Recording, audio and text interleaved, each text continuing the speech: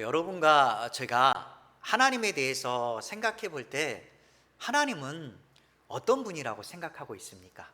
하나님. 일단 우리는 그분은 내 원함을 채워줄 수 있는 분이라고 생각합니다. 그리고 영원한 삶을 누리기 위해서 필요한 존재라고 생각할 수도 있습니다. 어찌 보면 우리는 신앙이 이기적인 면으로 가득 차 있음을 발견하기도 합니다. 하나님께서 나에게 좋은 것들을 주시고 앞으로의 일도 책임져 주시고 모든 일이 잘 될 수 있도록 하나님이 나의 삶을 이끌어 주기만을 바라는 그런 삶을 살고 있는 것입니다. 하나님에 대한 감사함보다는 혹시나 나의 삶을 책임져 주기를 원하고 오직 내 원함을 채워주기를 바라는 그러한 분으로 생각하고 있지 않나 한번 여러분들이 마음속에 되새겨 보시기 바랍니다. 우리가 꼭 기억할 것은 하나님이 나를 위해서 존재하는 것이 아니라 내가 하나님을 위해서 존재한다는 사실입니다. 결코 우리가 바꾸어 생각해서는 안 됩니다. 내가 살아가는 인생의 목적과 방향은 오직 하나님의 영광을 위해서입니다. 여러분이 인생에 있어서 가장 소중한 분이라면 반드시 하나님이라는 사실을 알고 있습니다. 하나님이라는 사실을 가지고 여러분이 생각하고 있는데 그 가장 소중한 분이 여러분에게 있어서 얼마나 중요한 역할을 감당하고 있고 내가 그분을 위해서라면 나의 모든 것을 드려도 아깝지 않다라는 그런 생각을 우리는 가져야 합니다. 그렇다면 여러분이 하나님이 내 인생에 있어서 가장 중요한 분이라고 생각했다면 여러분이 하나님을 위해서 그리고 이웃을 위해서 어떠한 삶을 살고 있습니까? 우리가 삶에서 드러나야 할 중요한 두 가지가 있습니다. 그것은 바로 섬김과 드림입니다. 섬김과 드림. 바울은 어떻게 하나님과 이웃을 섬기고 그리고 드려야 할지 우리에게 중요한 교훈을 주고 있는데 오늘 말씀을 통해서 살펴보도록 하겠습니다. 우리 1절부터 보면 섬김과 드림의 자세가 나옵니다. 첫 번째로 자원하는 마음과 열정입니다. 우리가 누군가를 돕고자 할 때 그리고 물질적으로 무엇인가를 드리고자 할 때 보면 자원하는 마음이 없다면 그것은 드리는 마음도 불편할 뿐만 아니라 받는 사람의 입장에서도 너무나 힘들 것입니다. 마지못해 누군가를 도와주고자 하거나 또는 마지못해 그 사람에게 물질적으로 도움을 줬을 때 서로가 불편해지고 나중에 좋지 않은 일로 연결되어질 수 있습니다. 드리는 사람의 입장에서는 내가 어려운 중에도 그 사람을 도와주었는데 그 사람이 나중에 그 은혜를 잊어버리고 나중에 아무런 일이 없었다는 듯이 모른 척할 때 그 사람은 아마 상처를 받을 수 있습니다. 항상 우리는 누군가를 돕고자 할 때는 다음 것을 원하지 마시고 있는 그대로 주시기 바랍니다. 내가 할 수 있는 것만큼 자원하여 이것을 안 받아도 좋다는 마음으로 드렸을 때, 헌신하였을 때, 봉사하였을 때 우리에게 돌아오는 것이 없더라도 우리의 마음은 기뻐할 수가 있습니다. 항상 우리는 자원하는 마음, 무엇인가를 바라지 않는 마음, 이것이 바로 진정한 섬김과 드림의 자세입니다. 고린도 교회 안에는 여러 가지 문제가 있었습니다. 이미 알다시피 분쟁이 일어나고 또한 사도 바울의 사도권에 대해서 의심하기도 하고 또한 이단이 들어오는 등 너무너무 힘겨운 상태가 고린도 교회에 많았습니다. 그래도 그들은 성도를 섬기는 일만큼은 어느 교회와도 뒤지지 않았습니다. 그래서 바울도 이것을 인정한다고 2절 말씀에 잘 나와 있습니다. 2절에 보면 너희의 열심이 퍽 많은 사람을 분발하게 하였느니라 라고 사도 바울은 말하고 있습니다. 고린도 교회가 어려운 예루살렘 교회를 구주하기 위한 연보를 1년 전부터 준비했다라고 마게도냐 교회의 고린도 교회에 대해서 자랑한 적이 있습니다. 반대로 이전에 마게도냐 교회가 성도를 섬기는 일에 있어서 힘에 지나도록 열심히 내어서 고린도 교회에 대해서 알려주면서 그 교회에 대해서 칭찬한 적이 있습니다. 우리 고린도후서 8장 1절에서 2절에 보면 마게도냐의 섬김에 대해서 잘 나와 있습니다. 함께 읽겠습니다. 형제들아, 하나님께서 마게도냐 교회들에게 주신 은혜를 우리가 너희에게 알리노니 환난의 많은 시련 가운데서 그들의 넘치는 기쁨과 극심한 가난이 그들의 풍성한 연보를 넘치도록 하게 하였느니라. 마게도냐 사람들은 이방인임에도 불구하고 하나님을 위한 헌신과 사랑과 주변 사람들을 위해서 돕고자 하는 그 마음들은 너무나 컸었습니다. 비록 자신이 가진 것이 부족하더라도, 다른 지역에 비해서 많은 것이 없더라도 어떻게 해서든 다른 사람의 어려움에 대해서 돕고자 하는 마음이 컸습니다. 그래서 자신의 힘에 지나도록 물질적으로 도우려고 했고, 진심으로 마음을 담아 자신을 다른 사람들을 돕는 일에 사용되도록 열심을 내었습니다. 그래서 힘에 지나도록 했다는 모습에 대해서 사도 바울이 칭찬했습니다. 지금 자세히 보면 마게도냐는 고린도 교회에 대해서 칭찬했고, 또한 고린도 교회에서는 반대로 마게도냐의 헌신하는 모습에 대해서 칭찬했습니다. 우리가 잘못 생각하면 사도 바울이 칭찬을 통해서 경쟁을 부추기고 있나라는 생각이 들 수가 있습니다. 결코 아닙니다.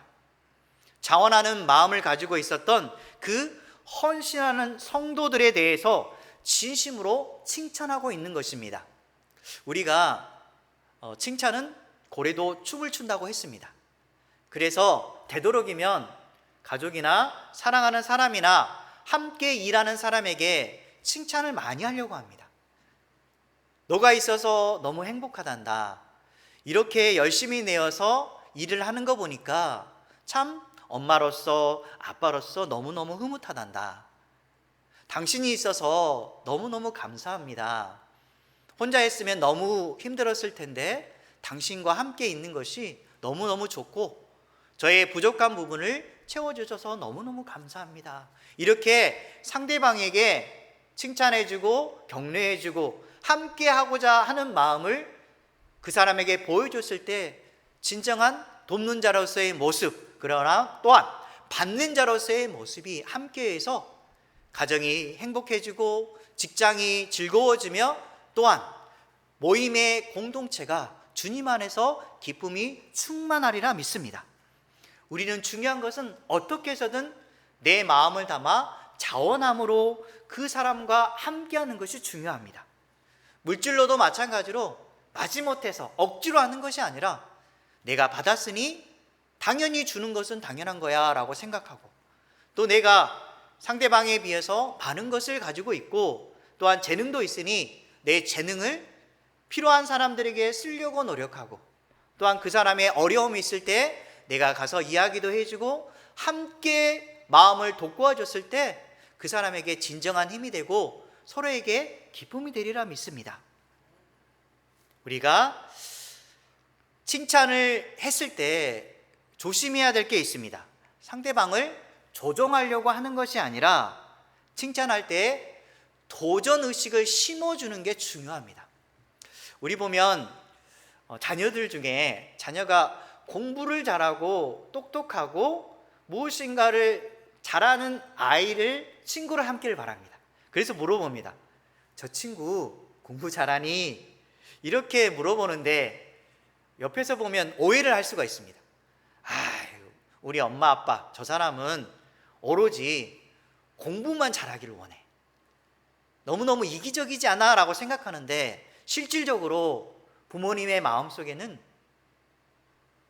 자신의 자녀가 올바른 친구와 사귀어서 그 친구에게 좋은 영향력을 받기도 하고, 또한 사랑하는 자녀가 다른 친구에게 선한 영향력을 미쳐서 함께 성장하는 모습을 보여주기를 원합니다. 그래서 다른 사람들에게 칭찬을 받는 사람과 함께 하기를 원하는 이유는 그 사람을 보면서 도전의식을 갖기를 원하는 것입니다. 우리 보면 위인전이나 세상에서 위대한 사람들에 대해서 많이 이야기합니다. 이순신 장군에 대해서 이야기하고, 세종대왕, 우리나라를 위해서 헌신했던 많은 사람에 대해서 우리가 주변 사람들에게 이야기합니다. 그 이유가 무엇입니까? 그것은 그런 사람들처럼 나도 되고 싶고, 또한 도움을 주고 싶은 사람들에게 그 사람처럼 되라라고 우리가 가르쳐 주고 싶은 그런 진정한 마음이 있기 때문입니다. 그 사람들을 보면 볼수록 나도 저 사람처럼 되고 싶다, 빌 게이츠처럼 되고 싶다, 그리고 어떤 자기 자신을 희생해서 때로는 자신의 물질까지 거의 다 다른 사람들에게 투자하면서까지 기쁨으로 하는 사람들 보면 와, 어떻게 저럴 수가 있을까? 라고 생각할 뿐만 아니라 옆에 있는 자녀들도, 함께 있는 사람들도 그 사람처럼 본을 받아서 하나님의 사람이 되고, 그리고 세상에 기여하는 그런 믿음의 사람, 그리고 세상에 영향력을 주는 사람이 됐으면 하는 바람이 우리 안에 있는 것입니다. 그런데 우리가 특별히 주목해 볼 사람들이 있습니다. 교회나 공동체에서 섬기는 사람이 있는데 이익을 따지지 않고 자발적으로 헌신하는 분들이 있습니다. 제가 청년 때부터 교회에 다녔는데, 어렸을 때부터 물론 다녔지만 청년 때의 어떤 한 분을 보면 자신이 다리를 절매도 불구하고 교회에 나와서 늘 남자분이셨는데 다리를 절매도 불구하고 자신이 할 수 있는 것, 그것은 교회를 청소하는 일을 하면서 토요일만 되면 내일 나와서 옆에 있는 강대상을 닦고, 그리고 주변을 깨끗하게 하기 위해서 자신의 모습을 드리는 모습에 감동을 받은 적이 있습니다. 어떻게 저렇게 할 수가 있을까? 근데 그분의 말은 이렇습니다. 왜 이렇게 힘든 일을 하세요? 몸도 불편하신데. 제가 청년회장 때 물어봤을 때 그분 하는 말이 좋아서 합니다. 좋아서 합니다. 참 이해가 되지 않는 그런 말인 것처럼 보이지만 저는 지금은 이해가 됩니다. 하나님을 사랑하기 때문에 내가 드릴 수 있는 것은 오직 이것 하나입니다. 그래서 제가 주님께 드리는 것입니다. 참 그분은 자신이 보기에는 작은 일을 한 것처럼 보이지만 하나님은 얼마나 기뻐하실까요? 자발적으로 자신이 할 수 있는 일을 주님께 드리고자 하는 마음, 우리가 그런 모습을 봤을 때 본받고 싶은 마음이 듭니다. 나도 저 사람처럼 저렇게 하는 모습을 가지면 얼마나 좋을까? 우리도 마찬가지로 자원하는 마음을 통해서 선한 영향력을 끼치고 섬김의 다리 역할을 하시기 바랍니다. 내가 주변에 어떤 사람이 있다라면 내가 그 사람을 섬김으로 말미암아 그 옆에 있는 사람이 나도 저 사람처럼 다른 사람들에게 도움이 되고 싶고, 그리고 선한 영향력을 미쳐서 내가 그래도 떳떳한 사람이 되고 싶다라는 그런 본보기가 될 수 있는 사람, 얼마나 멋질까요? 그런 다리 역할을 하시기 바랍니다. 특히 자녀에게도 그런 모습을 보여주시기 바랍니다. 베드로전서 5장 2절 말씀 함께 읽겠습니다.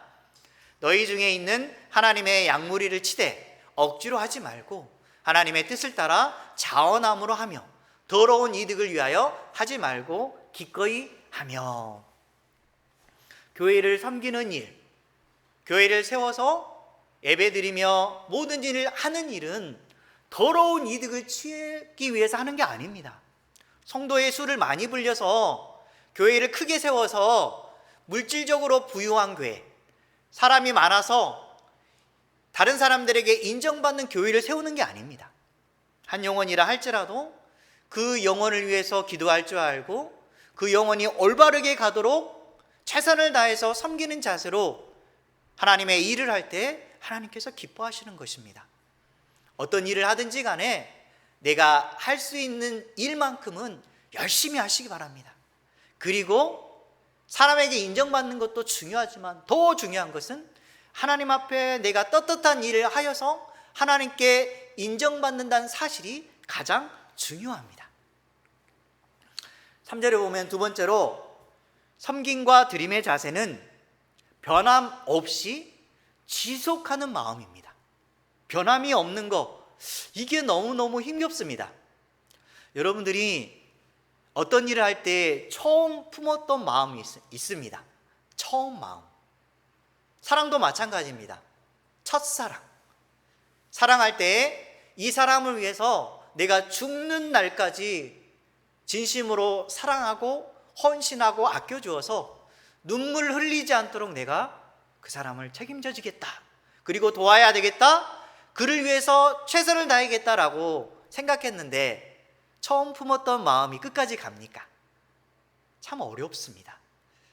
자꾸 이기적이려고 하고 그 사람이 오히려 나를 위해서 헌신하기를 하는 바람이 있습니다. 그래서 자꾸 나는 그 사람을 섬기려 하지 않고 나는 오히려 섬김을 받으려고 하는 그런 마음이 자꾸 생겨납니다. 그래서 처음 마음, 처음 사랑을 결코 잊어서는 안 되는 것입니다. 바울은 디도와 신실한 두 형제를 고린도 교회에 보내게 되는데 그 이유는 3절에 보면 이 일에 너희를 위한 우리의 자랑이 헛되지 않고 내가 말한 것 같이 준비하게 하려 함이라 라고 나와 있습니다. 고린도 교회는 예루살렘을 위한 구제와 성도 섬기는 일을 마게도냐 교회보다 더 먼저 했었습니다.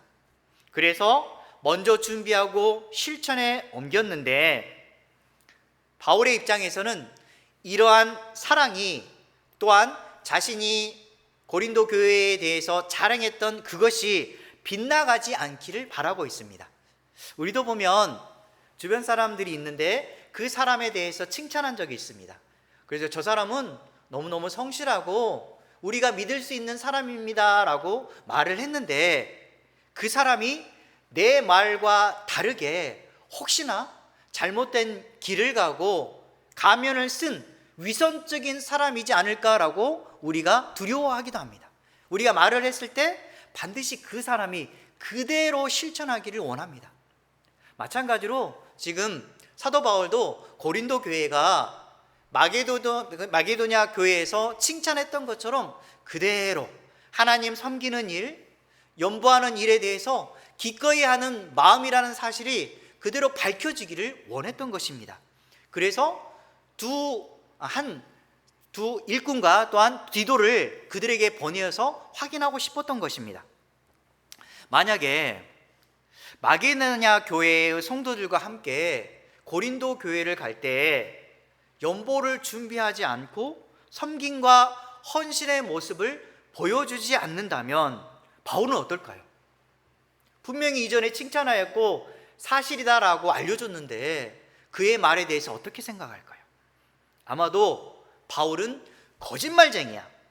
그는 우리에게 거짓 칭찬을 통해서 우리를 이용하려고 했어라는 그러한 거짓 말을 할 수밖에 없게 될 것입니다. 형제들은 아마도 낙심에 빠지게 될 것입니다. 어찌됐든 간에 고린도 교회 안에는 이 어려운 문제에 대해서 그대로 했으면 하는 바람이지만 자세히 들여다보면 교회 안에 문제가 생겼고 또한 시간이 지남에 따라서 고린도 교회의 성도들도 마찬가지로 섬기는 일에 있어서 열정이 식어가기 시작하고 있습니다. 그것은 분명히 이해가 될 것입니다. 처음 품었던 마음이 계속해서 가는 것은 쉽지가 않습니다. 그래서 지금 바울이 고민하고 걱정할 수밖에 없는 것입니다. 지금 바울은 어떻게 해서든 고린도 교회가 그 처음 열정을 회복하여서 다른 사람을 돕는 일에, 그리고 하나님을 위해서 열심히 살아가는 일에 최선을 다했으면 하는 바람이 있는 것입니다. 우리도 마찬가지로 분명히 여러분 안에는 뜨거운 열정이 있습니다. 하나님을 위해서 열심히 살아가겠다고 하는 그 처음 품었던 그 결심, 지금까지 가고 있습니까? 분명히 열정은 식어갈 수 있습니다. 하지만 우리는 항상 처음 마음, 그리고 처음 노력, 그 열정을 계속해서 유지하려고 노력해야 됩니다. 힘들고 어렵더라도 끝까지 마무리를 해야 되는 게 우리의 일생의 목표가 돼야 되고, 또한 마지막까지 최선을 다해야 되는 우리의 일념이 돼야 됩니다. 그래서 여러분들 혹시 시작한 일이 있습니까? 그리고 시작한 섬김이 있습니까? 선한 일을 변함이 없이 마지막까지 잘 감당하시기 바랍니다. 고린도전서 15장 58절 말씀 함께 읽겠습니다. 그러므로 내 사랑하는 형제들아, 견실하며 흔들리지 말고 항상 주의 일에 더욱 힘쓰는 자들이 되라. 이는 너희 수고가 주 안에서 헛되지 않은 줄 알미라. 우리가 이렇게 흔들리지 않으면 참 좋겠는데 흔들릴 수밖에 없습니다. 그래서 항상 우리는 뿌리를 깊게 내려서 견실하며 흔들리지 않도록 끝까지 최선을 다해야 되는데, 그게 바로 우리가 무엇에 전념하느냐에 따라 달라질 수 있습니다. 우리의 마음이 하나님을 향하여서 그분께 눈을 돌리고 그분 중심으로 살아가려고 할 때 하나님을 위한 전념이 생깁니다. 그런데 잠깐 우리가 폭풍이 일어나는 세상을 바라보는 순간 세상이 두렵기 시작합니다. 그래서 우리 예수님의 수제자 베드로가 물 위를 걷다가 예수님을 바라보면서 끝까지 가면 좋았는데, 갑자기 풍랑이 이는 세상을 바라보는 순간 물속에 빠집니다. 우리 인생도 마찬가지입니다. 하나님을 바라보다가 세상을 잠깐 바라보는 순간 우리가 넘어질 수밖에 없습니다. 그래서 우리는 하나님을 향해 집중해서 나아가야 됩니다. 그래서 주 안에서 항상 주의 일에 힘쓰는 자가 되라라고 하는 것입니다. 그래야 했을 때 어떻게 될까요? 뒤에 말씀처럼 너희 수고가 주 안에서 헛되지 않은 줄 알미라. 처음 마음을 품고 열심을 다해서 피니시 라인을 통과하기 위해서 최선을 다했을 때 물론 광야의 길도 통과해야 됩니다. 목마르기도 하고 찢어질 듯 아픈 마음이 있고 힘겹고 두렵고 내가 갈 수 있을까라는 의심이 생깁니다. 하지만 우리가 가다 보면 사막에서 오아시스를 찾을 수가 있습니다. 그게 바로 생명의 말씀입니다. 생명의 말씀을 의지하여서 계속해서 걸어갈 때에 우리가 어느 한순간 종착지에 이를 수 있는 것입니다. 믿음의 사람은 어떤 상황과 조건이든지 변함없이 자신의 일을 감당해야 됩니다. 변함없는 섬김과 수고는 헛된 것이 아니라 결국 소중한 열매를 남기리라 믿습니다.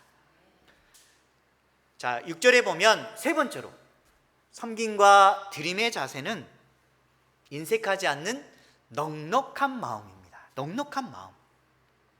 우리가 누군가를 섬기려 할 때 또는 물질적으로 도와주려고 할 때 가끔씩 보면 아깝다라는 마음이 들고, 이것을 이 정도 투자하면 내 삶에 어렵지 않을까라고 해서 계산에 빠지기도 합니다.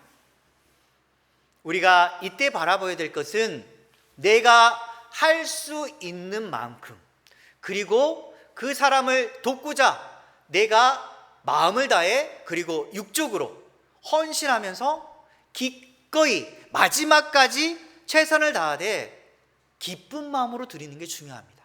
봉사하는 것도 조금 전에 얘기했듯이 하기 싫은데 꼭 해야 되나, 교회에 나와서 집사라는 직분 때문에, 권사라는 직분 때문에, 내가 이 직분만 아니면 이런 일 안 할 텐데, 나는 사회적으로 인정받는 사람인데 화장실 청소 이게 뭐야, 내가 사회적으로 덕망 있는 사람인데 내 교회에 나오면 별 볼 일 없는 그런 사람처럼 보이는데 이게 내가 과연 옳은 일일까? 이런 마음을 품는 순간 자신은 무너집니다. 항상 우리는 어떤 일을 하고자 할 때 가장 낮은 자세로, 그리고 내가 할 수 있는 일에 대해서 감사함으로 하나님 앞에 고개를 넙적 숙이고, 주님, 제가 비록 사회에서는 좋은 자리, 인정받는 자리에 있을지라도 내가 주님 앞에서만큼은 아무것도 아닌 자입니다.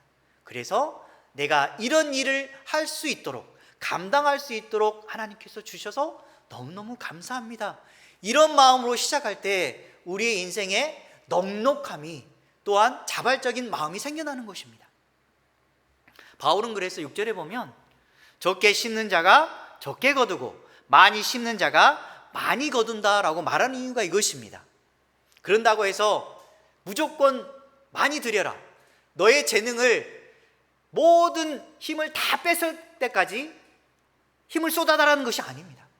자신이 할 수 있는 만큼을 하나님께 드리되 넉넉한 마음으로, 또한 정말 최선을 다해서 드린다면 그게 정말 귀한 것이라고 말하는 것입니다. 연보를 할 때 우리가 다시 한번 생각해 보면 물질의 양이 아닙니다. 그 양이 아니라 형편에 따라서 내가 넉넉한 마음으로 하나님께 드리는 것입니다. 봉사와 헌신도 마찬가지입니다.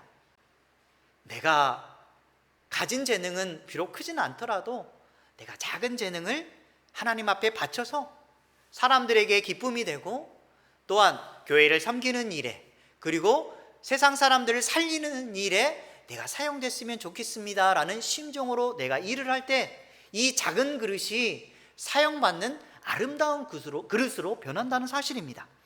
여러분들은 달아 없어지는 그런 그릇이 됐으면 좋겠습니다. 이 교회에 나왔는데 비록 사람 수에 상관없이 내가 할 수 있는 일은 감당하여서 세상에 나가서 한 영혼에게 내가 섬김을 통해서 그 영혼을 살린다면 얼마나 하나님이 기뻐하실까요? 그리고 섬김의 자세로 나의 인간적인 욕구는 내려놓고 다른 사람들에게 도움이 되기 위해서 내 자신을 기꺼이 드렸을 때 얼마나 하나님이 흡족해 하실까요? 그 마음을 가지고 세상에 사시기 바랍니다. 여러분들은 이 땅에 보물을 쌓아두지 마시고 오직 하나님 나라에 보물을 쌓아주시기 바랍니다. 마태복음 6장 19절에서 20절에 보면 왜 보물을 이 땅이 아니라 하나님 나라에 쌓아두는가 명백하게 나와 있습니다. 함께 읽도록 하겠습니다. 너희를 위하여 보물을 땅에 쌓아두지 말라. 거기는 좀과 동록이 해하며 도둑이 구멍을 뚫고 도둑질하느니라. 오직 너희를 위하여 보물을 하늘에 쌓아두라. 거기는 좀이나 동록이 해하지 못하며 도둑이 구멍을 뚫지도 못하고 도둑질도 못하느니라.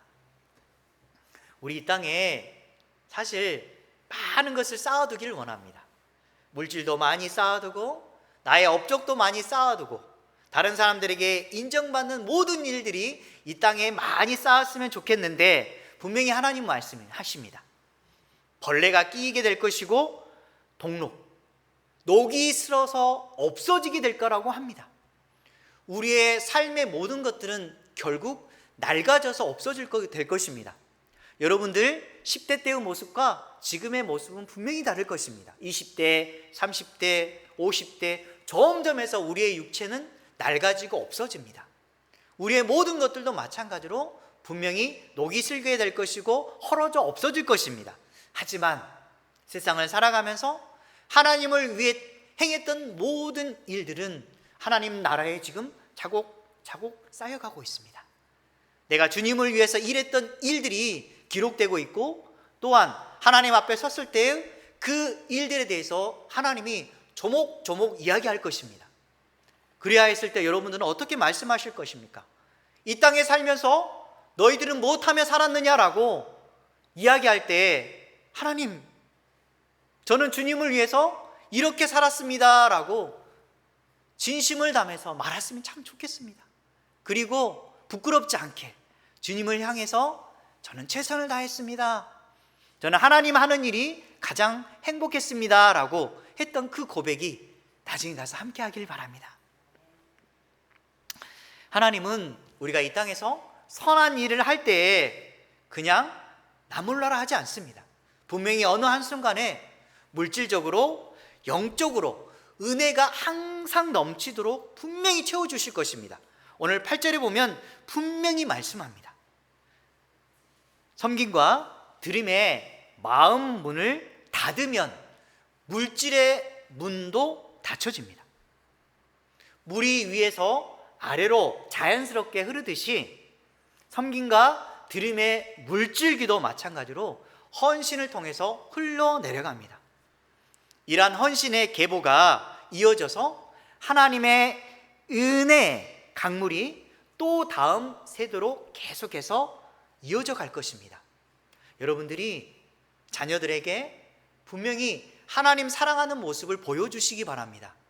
혹시나 물질에 전전긍긍하고 또한 세상에 자신의 업적을 이루기 위해서 거짓된 모습, 욕심만 부리는 모습을 자녀나 가까이 있는 사람에게 보인다면 그 사람이 그대로 닮습니다.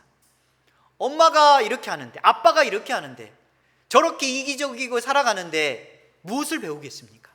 우리가 먼저 솔선수범하여서 자녀에게, 가까운 사람에게 하나님 사랑을 꼭 보여주시기 바랍니다. 그것은 오직 섬김과 드림의 모습을 통해서 보여줘야 됩니다. 그러면 다음 세대가 그것을 보고 우리 어머니, 아버지는 내가 기억하건대 항상 이웃을 위해서 사랑하는 마음을 보여주셨고 하나님 사랑을 우리에게 보여줬어. 그래서 나도 마찬가지로 그 어머니의, 아버지의 마음을 본받아서 지금까지 살아갈 수 있었던 거야. 너도 마찬가지로 너의 자녀를 키울 때 이런 모습을 가지고 믿음 안에서 살았으면 좋겠어. 이게 내가 바라는 모든 것이야. 이렇게 자녀와 가까이 있는 사람에게 꼭 알려주시기 바랍니다. 인색하지 않는 넉넉한 이런 섬김을 통해서 은혜의 강물을 계속 흘려 보내시기 바랍니다. 시편 112편 9절 말씀 함께 읽겠습니다. 그가 재물을 흩어 빈궁한 자들에게 주었으니 그의 의가 영구히 있고 그의 뿔이 영광 중에 들리리로다. 항상 재물과 헌신과 봉사는 흩어져야 됩니다. 그리고 내려가고 흘러가야 됩니다. 자신을 통해서 쭉쭉 내려가야지 그 다음에 물이 고이지 않고 계속해서 흘러갈 수 있는 것입니다. 항상 재물과 나의 재능과 헌신은 내가 흩어 뿌려야 되겠구나. 그렇게 될 때 우리는 우리의 시간과 물질과 마음을 통해서 결국 하나님 나라를 위한 씨앗이 될 것입니다. 씨앗이 하나씩 뿌려지게 될 것이고 우리 식물들처럼 바람에 날려 이 씨앗이 땅에 떨어지고 이 땅에 떨어진 것이 하나의 밀알이 되어서 많은 열매를 맺게 되리라 믿습니다. 말씀을 정리하도록 하겠습니다. 드림과 섬김은 누군가에게 큰 선물처럼 여겨질 수 있습니다. 작은 섬김이라도 꼭 필요한 섬김을 받을 때 마음이 훈훈해집니다. 하물며 하나님을 기쁘시게 하기 위해서 드려진 그 작은 섬김은 어떨까요? 이것이 하나님의 마음을 감동시키고 그분을 움직이게 하는 그러한 힘과 원동력이 될 것입니다. 이웃을 섬길 수 있다는 것, 그리고 하나님께 드릴 수 있다는 것 그 자체가 우리의 행복입니다. 오병이어처럼 우리가 이웃을 위해서 그리고 하나님을 위해서 작은 것 하나라도 드릴 때 예수님의 손길을 통해서 기적이 일어납니다. 자원하는 마음을 통해서 선한 영향력을 끼쳐서 섬김의 다리 역할을 하십시오. 그리고 시작한 섬김의 선한 일을 변함이 없이 처음 품었던 마음을 끝까지 변함이 없이 마지막까지 감당하시고 넉넉한 섬김을 통해서 은혜의 강물이 주변 사람들에게 꼭 흘러서 소중한 열매를 맺는 저와 여러분 되시기 바랍니다.